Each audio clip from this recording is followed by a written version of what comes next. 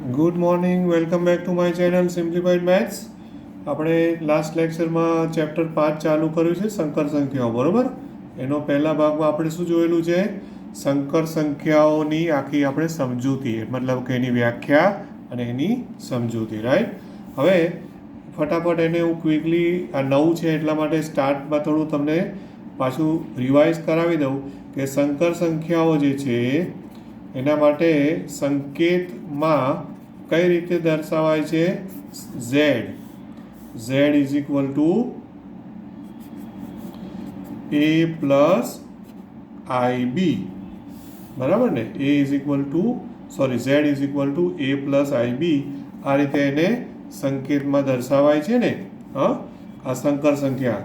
અને એના માટે સંકર સંખ્યાઓનો ગણ છે બિલોંગ્સ ટુ, એને સી કહેવાય છે, કેપિટલ સી. સંકર સંખ્યાઓ એટલે ઇંગ્લિશમાં કોમ્પ્લેક્સ નંબર.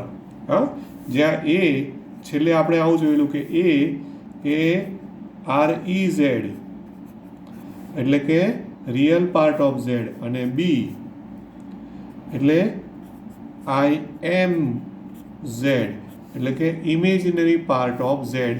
આટલું આપણે છેલ્લે જોયેલું. તથા બીજું કે એમાં આઈ શું છે? આઈ એ અંડરરૂટ ઓફ -1 છે, એક કાલ્પનિક સંખ્યા છે, ઇમેજનરી નંબર. અને ઇમેજનરી નંબરના કારણે એણે આઈ સંકેત રાખેલો છે. ઓકે, એટલે કે i square is equal two -1. આ બધું લાસ્ટ ટાઈમ જોયું છે, ખાલી એક વખત રિવિઝન માટે, કારણ કે આ ટોપિક આપણા માટે તદ્દન નવો છે એટલા માટે. રાઈટ. ઓકે, એટલે આમાં વિશેષતા શું થઈ ખબર છે ને દોસ્તો? કે વાસ્તવિક સંખ્યાઓમાં કોઈ દાડો સ્ક્વેર હોય ને એ માઇનસ એટલે કે નેગેટિવ આવે જ નહીં. કોઈ પણ વર્ક કરો તો વર્ક કોઈ દિવસ માઇનસ આવે જ નહીં. જ્યારે આ એક એવી સંખ્યા છે કે એનો સ્ક્વેર કરો તો -1 થાય છે, અને એને કાલ્પનિક સંખ્યા કીધી છે. કેમ? કે વાસ્તવિકતામાં આવું શક્ય નથી, એટલે ઇમેજનરી છે, કાલ્પનિક સંખ્યા તરીકે લઈ અને પછી આખો સંખ્યા ગણ બનાવેલો છે. Okay, right. હવે કોઈને એવું થાય કે આ તો ખરું કહેવાય કે ભાઈ કલ્પના કરો, કાલ્પનિક કરો, જે સાચું નથી. કાલ્પનિકનો મતલબ શું? Imaginary means which is not real. એટલે પછી મેથેમેટિક્સમાં તો તમને લોજિકમાં એવું કે ભાઈ જે વાસ્તવિક નથી એ શાનું ભણવાનું? પણ તમને કહું દોસ્તો કે આ કાલ્પનિક સંખ્યા i બરાબર અંડરરૂટ ઓફ -1 લઈ અને એમણે જે આ વ્યાખ્યાયિત કર્યું છે ને, એનાથી મેથેમેટિક્સમાં એટલા બધા રિસર્ચ થયા છે ને એટલા બધા દરવાજાઓ ખુલ્યા છે. તમે જો ગ્રેજ્યુએટ કરશો BSc અને પછી પોસ્ટ ગ્રેજ્યુએટ કરશો એટલે કે MSc, તો તમને આ ટોપિક એવો છે, આ ચેપ્ટર, કે અત્યારે તો એક જ ચેપ્ટર છે, મતલબ કે આ 100 માર્ક્સનું પેપર હોય કે 80 માર્ક્સનું, તો આનો વેઇટેજ હશે 6, 7, 8 માર્ક્સ મેક્સિમમ. કરેક્ટ? ઓકે. કોલેજમાં અથવા તો MScમાં પોસ્ટ ગ્રેજ્યુએશનમાં એવું થશે દોસ્તો કે આખું પેપર 100 માર્ક્સનું, 100 માર્ક્સનું પેપર આખું કોમ્પ્લેક્સ નંબર્સનું આવે. એટલે કે 100 માર્ક્સ, તમે 3 કલાક સુધી પેપર લખો તો ખાલી સંકર સંખ્યાઓ વિશે જ લખ્યા કરો. આખી બુક જ, એની ટેક્સ્ટ બુક જ હોય સંકર સંખ્યાઓની. રાઈટ. એટલે તમે એને બહુ લાઇટલી ના લેશો. જો તમને એવું હોય કે મેથ્સમાં આગળ વધવું છે, ઓકે, તો આ બહુ જ જરૂરી છે વિગતો. ધ્યાન આપજો. ખ્યાલ આવ્યો ને? ચાલો, હવે આટલું તો આપણે લાસ્ટ ટાઈમ જોયેલું હતું. હવે ત્યાંથી હું આજે નવી વસ્તુ આગળ સ્ટાર્ટ કરું છું, અને એ છે ટેક્સ્ટબુકના ટાઇટલ પ્રમાણે છે સંકર સંખ્યાઓનું બીજગણિત, એવું કહ્યું છે. સંકર સંખ્યાઓનું બીજગણિત.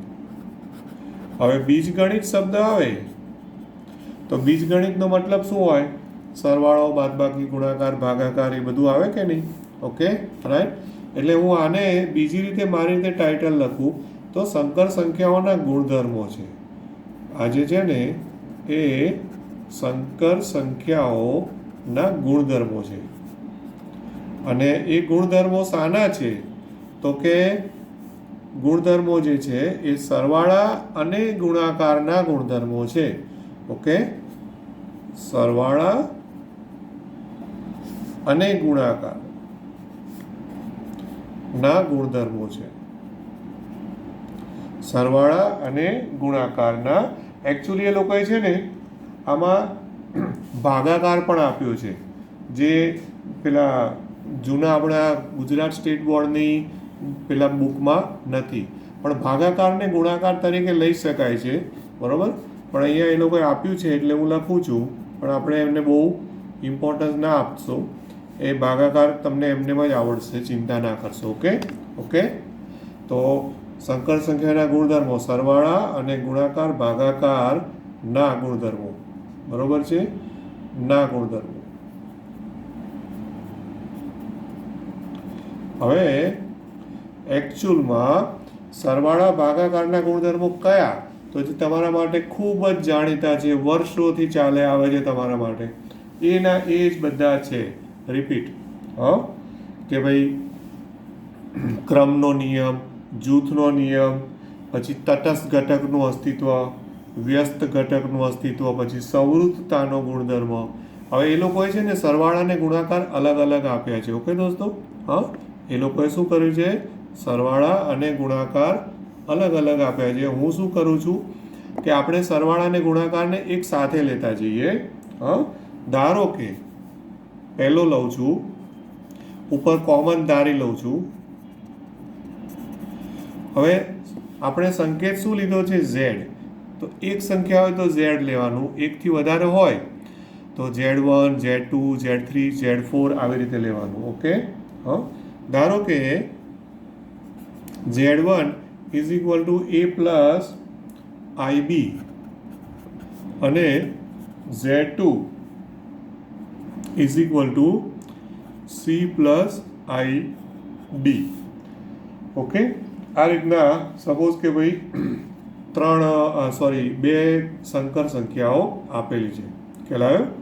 હવે આ બે સંકર સંખ્યાઓ માટે સંવૃત્તતાનો ગુણધર્મ, ક્રમનો નિયમ, બરોબર, અને આમ તો જૂથનો નિયમ લેવો હોય તો ત્રીજી સંખ્યા લેવી પડે. ત્રીજી સંખ્યા લઈ લઉં છું. તો જો ABCD, તો હવે સંકેતમાં બીજું કંઈ આપો, X પ્લસ IY, ગમે તે સંકેત લેવાય, કોઈ ટેન્શન નહીં. બધા સ્મોલ લેટર ABCD EFGH ગમે તે લઈ શકો છો. એવું કોઈ ચિંતા નહીં, રાઈટ. પણ બધા સ્મોલ લેટર્સ લેવાના, કેપિટલમાં નહીં લેવાના. ઓકે. ધારો કે આ આપેલી સંકર સંખ્યાઓ છે, આપેલી સંકર સંખ્યાઓ છે. ઓકે. હવે પહેલો ગુણધર્મ છે એ છે સંવૃત્તતાનો ગુણધર્મ. સંવૃત્તતા, આવો પહેલો ગુણધર્મ આપ્યો છે. એને ઇંગ્લિશમાં પણ જો કોઈને ઇન્ટરેસ્ટ હોય અને તમે JEE ને ગુજકેટની એની તૈયારી કરતા હો ને, તો એના માટે ક્લોઝર શબ્દ વપરાય છે. અને ગુણધર્મ એટલે પ્રોપર્ટી. ગુણધર્મ એટલે કયો શબ્દ વપરાય, પ્રોપર્ટી. એટલે ક્લોઝર પ્રોપર્ટી, બરોબર, ક્લોઝર પ્રોપર્ટી.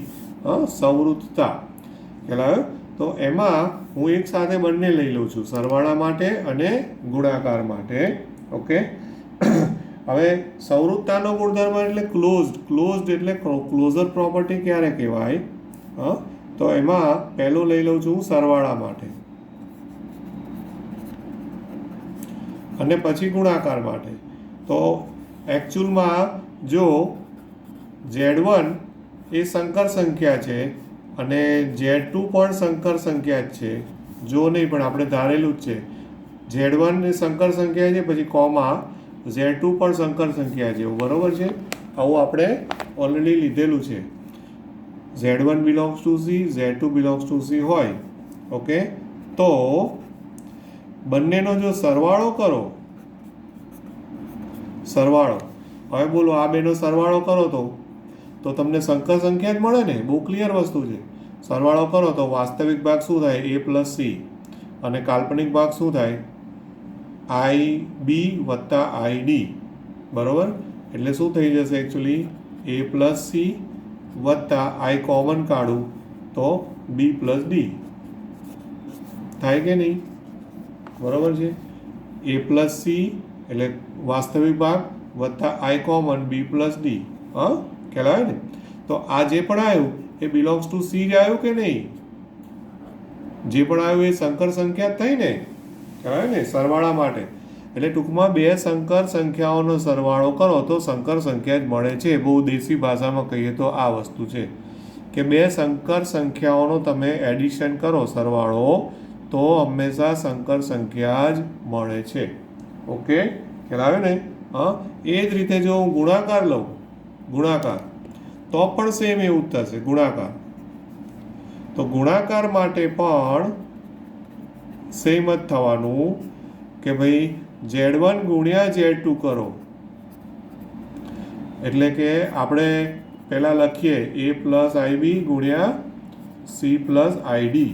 હવે આ બેનો તમે ગુણાકાર કરી દો. પહેલાં સાથે પહેલું સાદો ગુણાકાર, પહેલું પહેલું પહેલું બીજું બીજું પહેલું બીજું બીજું. ઓકે, અને એનો ફાઇનલ સાદુરૂપ તમે જોશો ને તો શું આવશે ખબર છે દોસ્તો? કે આ છેલ્લું છેલ્લું લેશો ને બીજું બીજું એટલે આઈ બી ગુણ્યા આઈડી શું થવાનું? I square BD.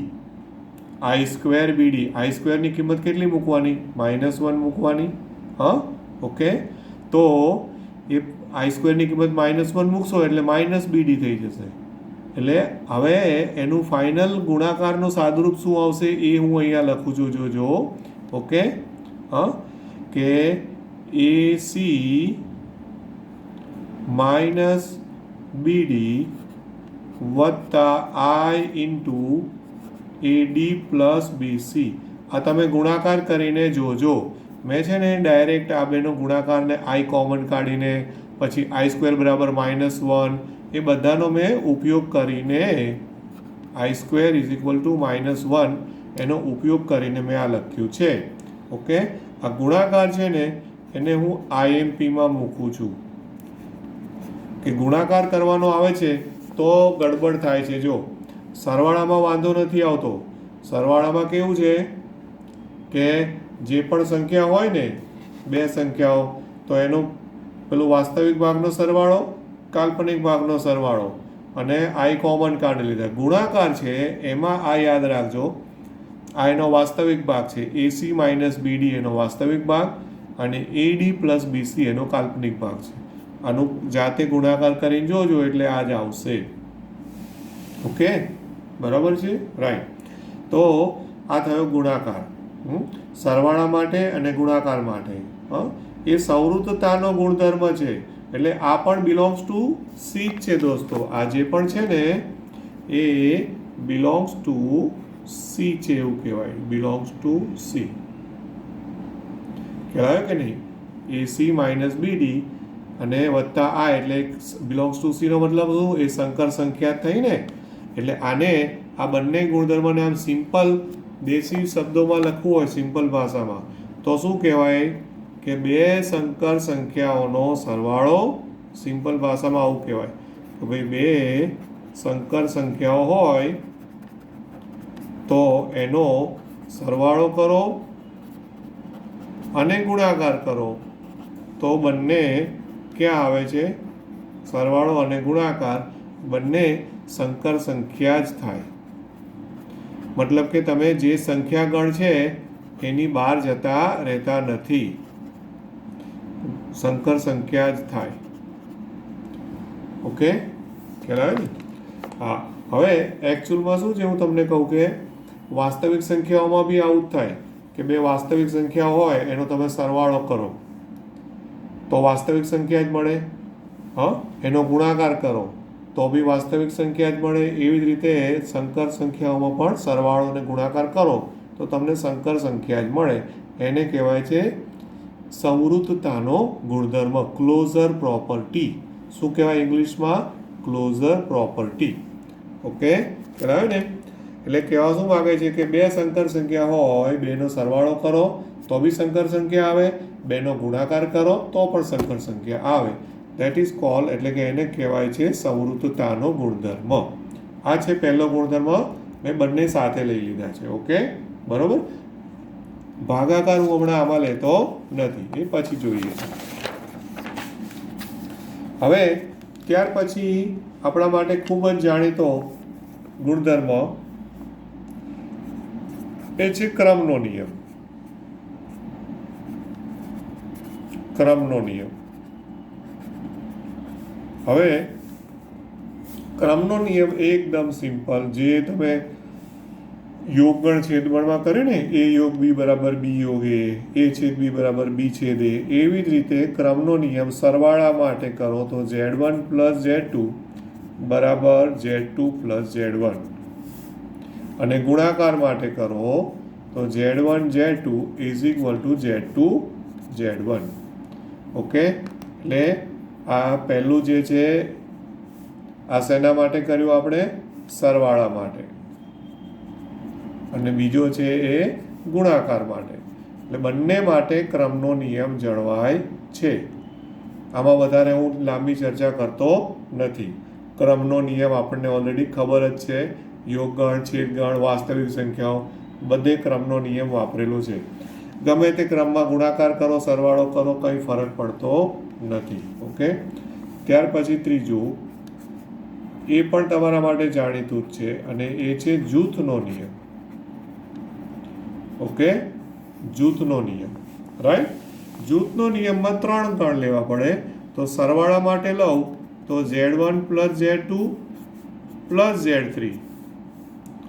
ઓકે, એટલે પહેલા બેનો સરવાળો વત્તા ત્રીજું લો, અથવા એની બદલે Z1 plus Z2 plus Z3 કરો, એમાં કોઈ ફરક પડતો નથી. ઓકે, તો આ શેના માટે વાત કરીએ આપણે? સરવાળા માટે. અને એ જ રીતે ગુણાકાર માટે લખો તો ગુણાકાર માટે શું થાય? સેમ, Z1 Z2 ગુણ્યા Z3 ઇઝ ઇક્વલ ટુ, આમાં પહેલા બેનો ગુણાકાર પછી ત્રીજા સાથે ગુણાકાર, અથવા તો Z1 ગુણ્યા Z2 Z3. તો એમાં આન્સરમાં કોઈ જ ફરક પડવાનો નથી. આ સરવાળા માટે થયો અને આ ગુણાકાર માટે. ઓકે, ખ્યાલ આવ્યો ને? રાઈટ. તો આ થયો જૂથનો નિયમ. Okay, right. એટલે એમાં બહુ લાંબી ચર્ચા આપણે કરવી નથી, કેમ કે આપણને ઓલરેડી ખબર છે. ત્યાર પછી હવે એક આ પાછું છે ને, એ આપણા માટે એને IMPમાં ગણજો. આના પછીના બંને, એક છે તટસ્થ ઘટકનું અસ્તિત્વ, સરવાળા માટે તટસ્થ ઘટક, અને ગુણાકાર માટે સરવાળા માટે તટસ્થ ઘટક નું અસ્તિત્વ. હવે તટસ્થ ઘટક એટલે કેવો? જો વાસ્તવિક સંખ્યાઓમાં યાદ કરાવું તો સરવાળા માટે શું છે ખબર છે? 0. વાસ્તવિક સંખ્યાઓમાં શું છે? 0. કારણ કે 0 ને તમે કોઈ પણમાં ઉમેરો, કંઈ ફરક પડે છે નહીં ને. 2 વત્તા 0 તો 2 જ આવે, 3 વત્તા 0 તો 3 આવે. એવી રીતે કઈ સંકર સંખ્યા છે? તો કે ભાઈ Z is equal to A plus IB હોય કોઈ પણ, એના માટે. બરાબર. હવે એમાં શું ઉમેરો? તમે આમાં શું ઉમેરો? તો કે તમને આનો આ જ આન્સર મળે. તો 0 પ્લસ I0, મતલબ A અને B બંને 0 0 લો તો. બરાબર કે નહીં? ઓકે, A અને B બંને 0 0 લો તો, રાઈટ. હવે એને એકચ્યુઅલી અહીંયા એ લોકોએ કોઈ સંકેત આપ્યો નથી, પણ જૂનામાં એ લોકો સંકેતમાં એ લોકો થીટા સંકેત વાપરતા હતા. શું સંકેત વાપરતા હતા? થીટા. પણ અહીંયા એ લોકોએ કશો સંકેત નથી આપ્યો, એમ જ લખી કાઢ્યું છે કે 0 પ્લસ 0I એ તટસ્થ ઘટક છે. આ તટસ્થ ઘટક છે. ઓકે, કારણ શું? કે તમે Z જે પણ હોય અને એમાં તમે 0 પ્લસ 0I કરો તો કંઈ ફરક પડશે? Z જ મળે ને. અથવા તો ગમે તે ક્રમમાં 0 પ્લસ 0I વત્તા Z કરો તો પણ કંઈ ફરક ના પડે, સેમ જ આન્સર આવે. ખ્યાલ આવ્યો કે નહીં? તો આ સરવાળા માટે તટસ્થ ઘટકની વાત થઈ. ઓકે, હવે IMPમાં આ વધારે IMP છે, એ છે ગુણાકાર માટે તટસ્થ ઘટક. ગુણાકાર માટે તટસ્થ ઘટક. આ થોડું વધારે આઈએમપી છે. ઓકે, હવે ગુણાકાર માટે તટસ્થ ઘટક શું લીધો છે એ તમે ધ્યાન આપજો. આ પણ આઈએમપી છે, પણ એને હું વેરી ઇમ્પોર્ટન્ટ લખું છું. આ વેરી ઇમ્પોર્ટન્ટ લખવાનું કારણ શું છે કે આ થોડું સમજવામાં સરળ છે, ઉપયોગમાં પણ સરળ છે. અહીંયા ગડબડ થઈ શકે છે. ઓકે, હવે એ શું છે ગુણાકાર માટે? તો કે ભાઈ z is equal to a plus IB હોય કોઈ પણ સંકર સંખ્યા બિલોંગ્સ ટુ C, બરાબર? તો એના માટે હવે જે ગુણાકારનો તટસ્થ ઘટક છે એ ગુણાકારના તટસ્થ ઘટક તરીકે એમણે શું લીધું છે એ તમે જોજો. ઓકે, અને એ છે 1 પ્લસ 0i અથવા તો I0. આમાં હું 0i લખું છું, એ લોકો I ગુણ્યા 0 લખે છે. બંને ચાલે છે, પાછું કોઈ ચિંતા નહીં હો, બરાબર? તો 1 પ્લસ 0i એ તટસ્થ ઘટક છે. કોનો? ગુણાકાર માટેનો. ગુણાકાર માટેનો તટસ્થ ઘટક છે. ઓકે, કારણ શું લખશો ખબર છે કારણમાં? તો કે ભાઈ આ z છે એટલે કે a પ્લસ IB એની સાથે તમે 1 પ્લસ 0i ગુણી કાઢો, ગુણાકાર કરો. ઓકે, અને પેલો ગુણાકારવાળો નિયમ વાપરો. ગુણાકારનો નિયમ શું છે? IAB ને CD હોય ને તો મેં એવી રીતે યાદ રાખ્યું છે AC માઇનસ BD અને AD પ્લસ BC. મેં આવું યાદ રાખ્યું છે. AC માઇનસ BD એ વાસ્તવિક ભાગ અને AD પ્લસ BC એ કાલ્પનિક ભાગ. એટલે જો AC એટલે A માઇનસ BD તો આ બેનો ગુણાકાર તો 0 થઈ જાય. ઓકે, તો શું થઈ જશે? ખાલી એ જ આવશે, -0, હે ને? વત્તા હવે કાલ્પનિક ભાગ એટલે I ગુણ્યા AD વત્તા BC. AD એટલે પહેલા સાથે છેલ્લું એટલે 0, એટલે કે A ગુણ્યા 0i એટલે 0, વત્તા BC તો BC એટલે આ બીજા સાથે પહેલું તો IB ગુણ્યા 1 એટલે વત્તા IB. હવે જુઓ તો આનું સાદુરૂપ આપો, તો આનું સાદુરૂપ આપો તો આ ખાલી એ આવ્યું, બરોબર છે? અને આનું જે આવ્યું એ શું થયું? આ જો ગુણાકાર કર્યો છે, એક જ મિનિટ. એકચ્યુઅલી મેં સ્ટોપ એટલા માટે કર્યું કે મારી એક મિસ્ટેક એ થઈ છે. આ આઈ જે લખ્યો છે ને દોસ્તો, અહીંયા એ આઈ ના આવે. એ જોજો કે આપણે છે ને આને A પ્લસ IB અને આ જે છે એને તમે એવું વિચારો કે આ C પ્લસ ID છે અથવા DI છે. પછી આપણે ગુણાકારનો નિયમ યાદ કરો તો શું છે? AC વત્તા BD. એટલે એમાં AC એટલે A ગુણ્યા C એટલે A ગુણ્યા 1 એટલે A, પછી બરાબર માઇનસ AC માઇનસ BD તો માઇનસ BD એટલે B ગુણ્યા 1 એટલે બરાબર. અહીંયા શું થશે? AC માઇનસ BD B ગુણ્યા 0 એટલે 0 એટલે AC માઇનસ BD એટલે A માઇનસ 0 આવ્યું. પછી વત્તા I ગુણ્યા, હવે આમાં અહીંયા મેં I ભૂલથી લખી કાઢ્યો એટલે હું થોડો કન્ફ્યુઝ થયો, એટલા માટે મેં પોઝ કર્યું કે એકચ્યુઅલમાં હવે આ શું છે? AD plus BC. આ તમારે આવી રીતે યાદ રાખવું પડે. જો આને આ છે ને ગુણાકાર આવો છે AC માઇનસ BD વત્તા I into AD plus BC. આ ગુણાકારનો નિયમ છે, આ ગુણાકારનો નિયમ છે. ઓકે, હવે એ ગુણાકારનો નિયમ ઉપર મેં એપ્લાય કર્યો ને એમાં ભૂલમાં મેં I પણ ગણી લીધો, પણ એકચ્યુઅલી ખાલી સહગુણકો જ લેવાના હતા એટલે અંદર I આવતો નથી. ધ્યાન રાખજો. એટલે એ મારી ભૂલના કારણે. એટલે હવે જો A માઇનસ 0 તો A અને વત્તા I ગુણ્યા B એટલે વત્તા IB. આવ્યો કે નહીં? તો શું આન્સર આવ્યો?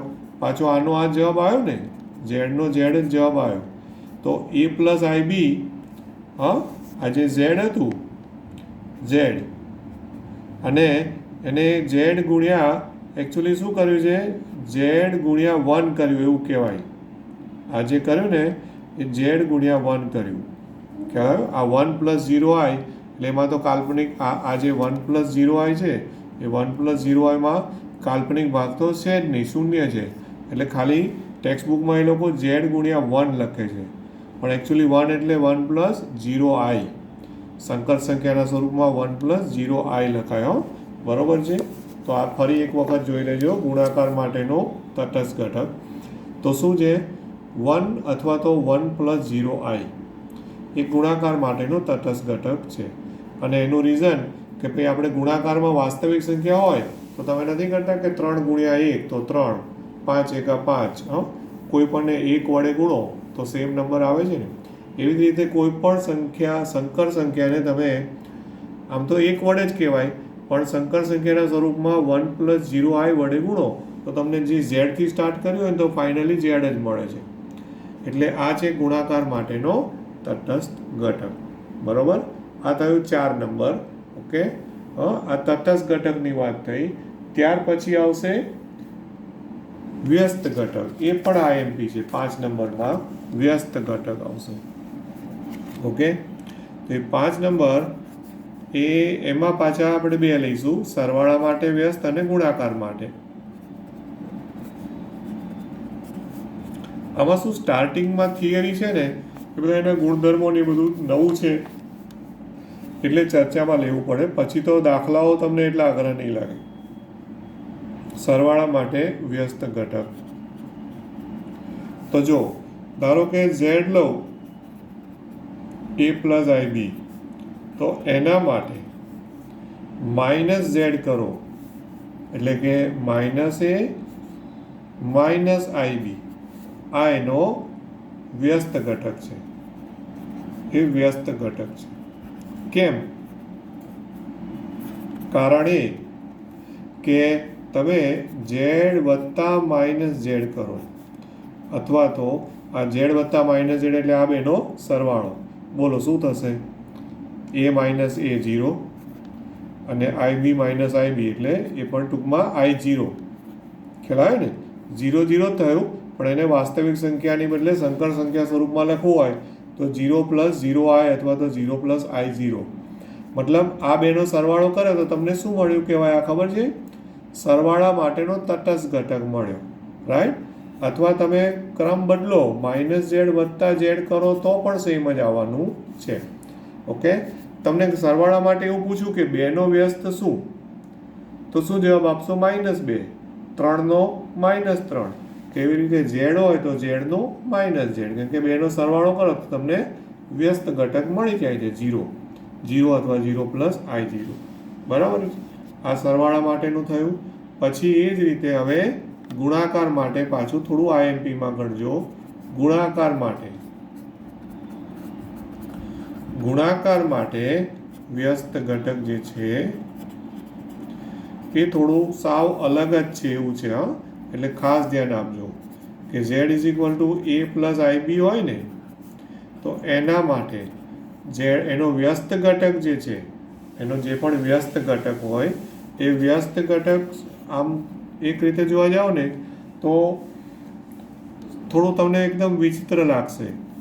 આવો છે a upon a square plus B square, આ એનો વાસ્તવિક ભાગ, વત્તા આઈ ઇન્ટુ પછી કાલ્પનિક ભાગ જે છે એ કાલ્પનિક ભાગમાં માઇનસ બી અપોન એ સ્ક્વેર પ્લસ બી સ્ક્વેર.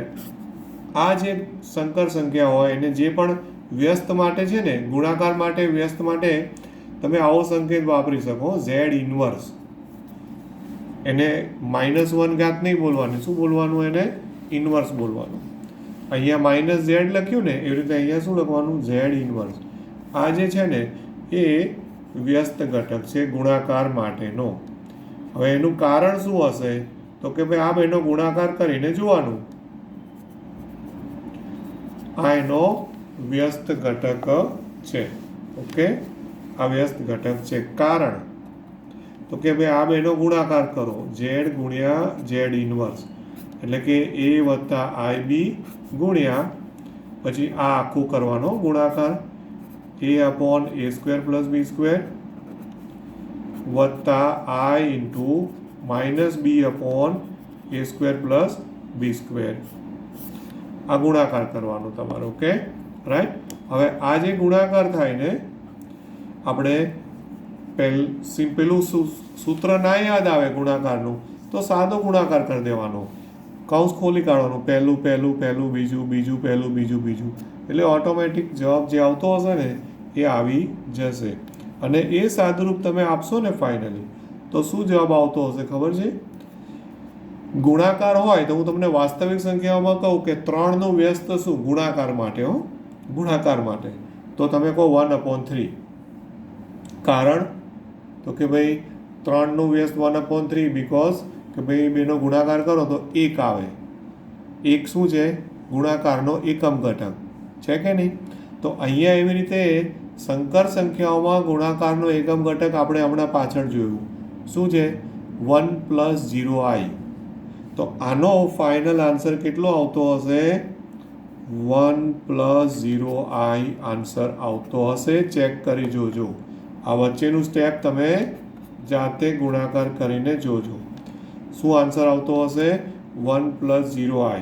હવે તમે z ઇન્વર્સ કરો કે પછી z ઇન્વર્સ z કરો, બંનેના જવાબો સરખા જ આવશે.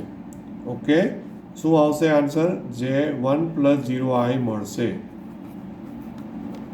ઓકે, એનો મતલબ કે આ તમારે ખાસ યાદ રાખવું પડશે. આ સૂત્ર જ થઈ ગયું. આ છે ને એ સૂત્ર બની ગયું. ઓકે, અને એ સૂત્ર તરીકે તમારે એને ખાસ યાદ રાખવું પડશે. ઓકે, એટલે આ બંને આમ તો IMP જ છે. આની ઉપર બી હું IMP જ લખું છું અને આને પણ આપણે IMPમાં. ઓકે, હવે હું તમને ઉદાહરણથી બતાવું આ કઈ રીતે આવે. જો દાખલા તરીકે માની લો કે z = 3 + 4i છે. હવે આનો વ્યસ્ત ઘટક શોધો. આનો વ્યસ્ત ઘટક શોધો. ઓકે, તો z ઇન્વર્સ, હવે તમારી પાસે આ રહ્યું સૂત્ર a/a² + b². તો શું કરવાનું? 3/3² + 4² વત્તા i ગુણ્યા પછી શું છે? -b/a² + b². ઓકે, એટલે કે -4/3² + 4². રાઈટ. હવે શું થયું? આ 3/25 અને માઇનસ આગળ લઈ લો. એટલે 3/25 માઇનસ ઓકે i × 4/25. આ થયો z ઇન્વર્સનો આન્સર. ઓકે, આ આપણે વ્યસ્ત શોધ્યું કહેવાય. ઓકે, બરોબર છે? ખ્યાલ આવ્યો કે નહીં? ઓકે, હવે જો તમારે તાળો મેળવવો હોય ને તો તમે આ z અને આ z ઇન્વર્સ આ બેનો ગુણાકાર કરી જોજો. હવે ગુણાકાર કરશો ને એટલે આન્સર શું આવશે ખબર છે? આ એનો જવાબ આવશે 1 + 0i આવે જ કમ્પલસરી. અને એ આપણે શું થઈ ગયું કહેવાય? એક રીતે જોવા જાવ તો ટેલી થઈ ગયું કહેવાય કે ભાઈ આ એનો ઇન્વર્સ છે. ઓકે, તો આપણે આજના સેશનમાં શું જોયું છે? સંકર સંખ્યાઓનું બીજગણિત, અને એમાં સરવાળાના ગુણધર્મો અને ગુણાકારના ગુણધર્મો. એમાં ક્રમનો નિયમ, જૂથનો નિયમ, સંવૃત્તતા, વ્યસ્ત ઘટક અને તટસ્થ ઘટકના અસ્તિત્વ. બરોબર? આટલું આજે રાખીએ છીએ. ત્યાર પછી ભાગાકાર આપ્યું છે, એમાં ખાસ કંઈ એવું છે નહીં.